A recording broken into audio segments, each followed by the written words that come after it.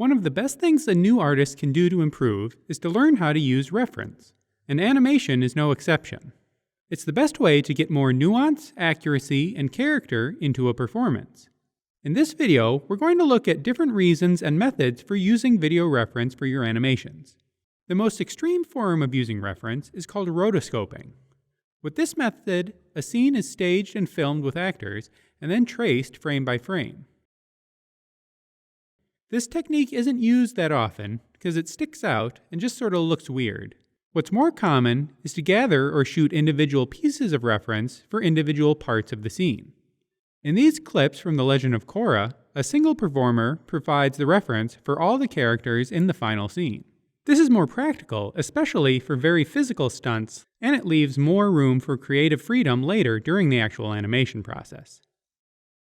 Another common type of reference is to film voice actors while they're giving their performance. Obviously, this isn't to make the character look like the actor, but to give the animator ideas for how to physicalize the voice performance by seeing the gestures and expressions the actor actually made while speaking. This can be taken a step further by having the actor actually give the physical performance as well. Here we can see the voice actors perform reference for the tea party scene in Alice in Wonderland. Sugar, 2 spoons, just 2 spoons, thank you, yes. Mustard, yes, but mustard? Don't let's be silly.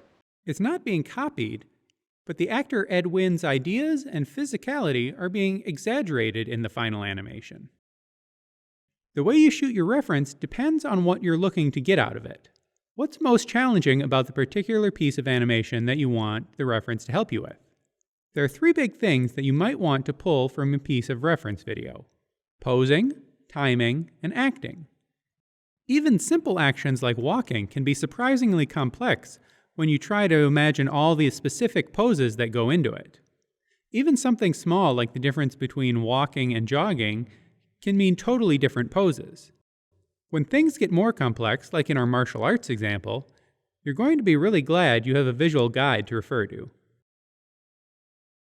If you're shooting a reference for a 2D animation, you're also going to want to use reference to get your perspective right. Shots that are at a high angle or a close-up shot with heavy perspective can make it hard to get your poses right unless you have the right reference. Another thing to look for in your reference is timing.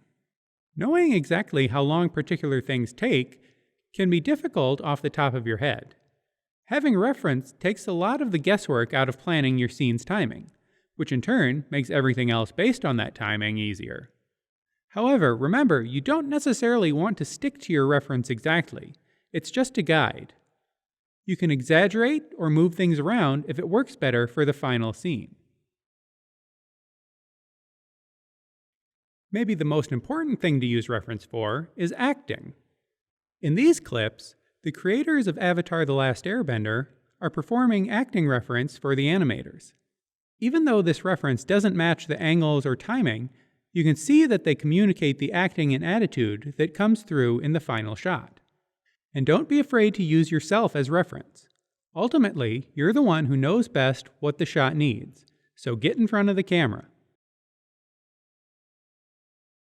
As you use reference, remember to keep using your own creativity and keep the 12 principles in mind. If you have a birthday, then you... She doesn't know what a non-birthday is. For example, here in this scene from Alice in Wonderland, you can see the animator took the general idea behind this actor's pose, but changed it so it has a better silhouette. This is the principle of staging. Always try to push your reference to the next level. It's great to shoot your own reference tailored to your scene, but if you need some basic footage for common character movements, check out these free resources. In the next video, we'll be taking some reference and going through the process of using it to plan a scene. I'll see you there!